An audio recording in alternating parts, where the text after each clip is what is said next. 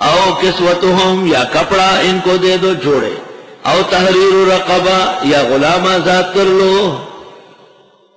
غلاموں کی آزادی تو اب نہیں ہے، یہ ہے کہ ایک طالب علم 10 طالب علم بھئی درجہ اولا سے لے کر دور حدیث تک ان پر کتنا خرچہ آتا ہے۔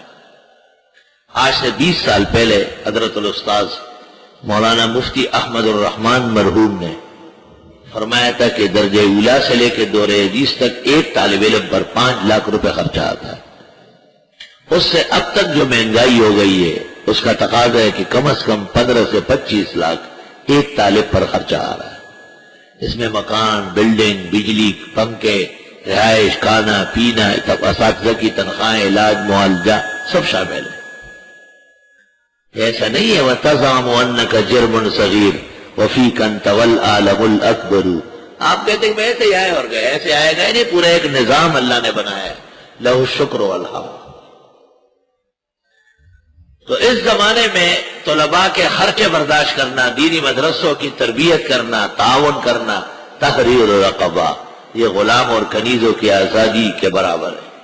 فَمَن لَّمْ يَجِدْ، جو یہ نہ کر سکے، ہے ہی نہیں کھانا کھلانے کی توفیق، کھانا نہیں کھلا سکتے، کپڑا کیا دے گا، غلام کہاں سے لائے گا؟ فَصِيَامُ ثَلَاثَةِ أَيَّامٍ، بس روزے ہیں 3 دن رکھنے ہیں۔ اللہ اکبر۔ ان 3 کاموں میں تو اختیار ہے، کھانا کھلاؤ یا کپڑا دو یا غلام آزاد کرو، لیکن اس میں اختیار نہیں، یہ مجبوری ہے۔ ذَلِكَ كَفَّارَةُ أَيْمَانِكُمْ إِذَا حَلَفْتُمْ، یہ کفارہ ہے تمہاری قسموں کا جب تم قسمیں توڑ دو۔ حلفتم، قسم کھاؤ، یہ سبب اول ہے، اصل سبب حنث ہے۔ وَاحْفَظُوا أَيْمَانَكُمْ، اپنی قسموں کی حفاظت کرو۔ كَذَلِكَ يُبَيِّنُ اللَّهُ لَكُمْ آيَاتِهِ، یوں بیان کرتے اللہ تم کو اپنی آیتیں، لَعَلَّكُمْ تَشْكُرُونَ، تمہیں شکر کرنا چاہیے۔ خطاب نمبر 11۔ یا ایھا الذین آمنوا، اے ایمان والو، انما الخمر والمیسر، بے شک شراب اور جوا، والانصاب اور درگاہیں، والازلام اور فالے، قسمت گڑائی لاٹری، رجس گندے کام ہے، من عمل الشیطان، شیطان کے کام ہے، فاجتنبوا، سے بچو، لعلکم تفلحون، تاکہ تم کامیاب ہو سکو۔ یہ 4 برائیاں معاشرہ کی تمام برائیوں کی جڑیں۔ انما الخمر، شراب پینا، تو شہوت غالب ہو جاتی ہے، عقل مغلوب ہو جاتی ہے، حرام و حلال کا فرق اٹھ جاتا ہے، بدفعلی بدچلنی عام ہو جاتی ہے۔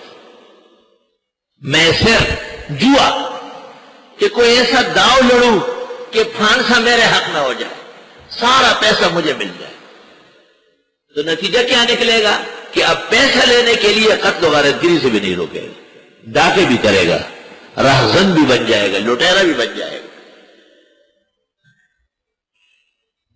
یہ تو دنیا کی تباہی ہو گئی، اب دینی تباہی، اب درگاہوں پہ جا رہا ہے۔ ہو سکتا ہے فلاں بابا اور وہ درگاہ پر دعا قبول ہو جائے اور میرے کام بن جائے، اور پھر یہ کہ کوئی ایسی ٹرپ لڑوں کہ سب کچھ میرا ہو جائے۔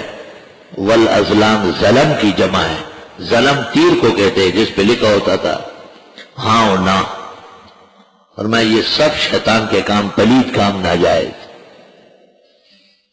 چونکہ شراب ان کی بڑی دلاویز چیز تھی تو قرآن کریم نے بھی بڑے زبردست طریقے سے روکوایا ہے۔ پہلے کہا شراب اور جوئے کا فائدہ کم ہے، نقصان زیادہ ہے۔ اس سے پہلے کہا تھا تم اس سے نشاور چیزیں بناتے ہو تو۔ تیسری بات یہ کہی کہ نماز نہ پڑھو اس حال میں 3۔ جب ذہن سازی ہو گئی نا تو فرمایا انما الخمر والمیسر، بے شک شراب اور جوا، والانصاب اور درگاہیں، والازلام اور لاٹریاں، رجس گندے ہیں، پلید ہے، من عمل الشیطان، شیطان کا کام ہے۔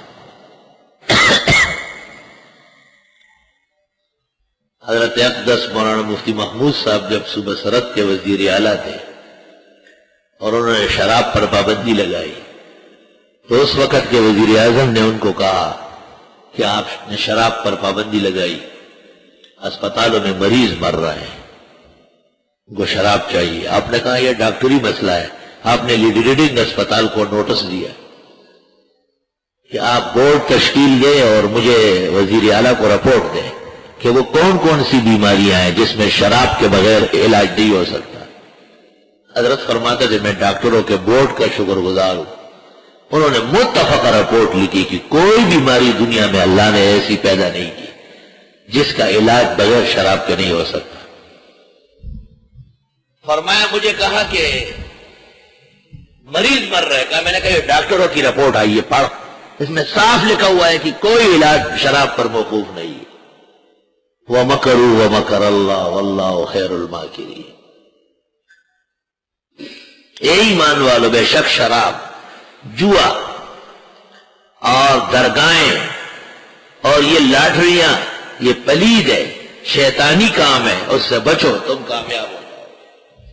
انصاب نصب کی جمع ہے، نصب کہتے ہیں بت خانے کو کہتے ہیں، مگر بخاری پڑھنے والے جانتے کہ بت کیا تھے، بت کیا چیزیں تھی۔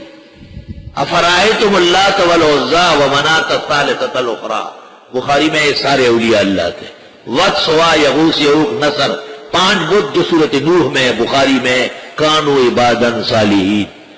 تو بت خانے تو اس وقت تھے، اصلاً درگاہیں تھی، اور جب درگاہوں کی اصلاح نہ ہو تو اس سے بت خانہ بن جاتا ہے، شرک اور کفر شروع ہو جاتا ہے۔ اب بھی بڑی بڑی درگاہوں میں جا کے نہ حشر و نشر دیکھو کیسے کل سجدے ہو رہا ہے۔ مفسرین نے اگر یہاں یہ تطبیق نہیں کی تو زیادتی کی ہے، پس مردگی ہے انہوں نے مظاہرہ کیا ہے، یقیناً لکھنا چاہیے تھا، اور اس کی تحقیق کی زیادہ ضرورت ہے۔ مزید تفصیل دیکھنی ہو تو ابن قیم کی کتاب اغاثہ اور شیخ القرآن پنجپیر کی کتاب البصائر۔ بعض علماء کہتے ہیں انما الخمر رجس والمیسر من عمل الشیطان والانصاب فاجتنبوا والازلام اترکوا لعلکم تفلحون۔ 4 سزائیں ہیں اور 4 چیزیں۔ حضرت اقدس مولانا مفتی محمود نے یہ بھی کہا ہے کہ مجھے وزیر اعظم نے کہا کہ پلید کہاں ہے، حرام کہاں کہا، حرام تو نہیں کہا۔ مفتی صاحب تو اصولی عالم تھے، آپ نے کہا ہر پلید حرام ہوتا ہے لیکن ہر حرام پلید نہیں ہوتا۔ چوری کے 100 روپے آپ کے پاس ہے، 1000 کا نوٹ ہے، ہاتھ میں پکڑا ہے تو کیا ہاتھ دھوئیں گے؟ کپڑے میں ڈالے تو کپڑا ناپاک ہو جائے گا؟ حرام ہے مگر پلید نہیں ہے، مگر ہر پلید چیز حرام ہے۔ پیشاب پلید ہے تو حرام بھی ہے، خون پلید ہے تو حرام بھی ہے، جو پلید چیز دنیا کی ہے وہ حرام ضرور ہے۔ تو یہ تو اشد حکم ہو گیا اور تاکیدی حکم ہو گیا، رجس پلید۔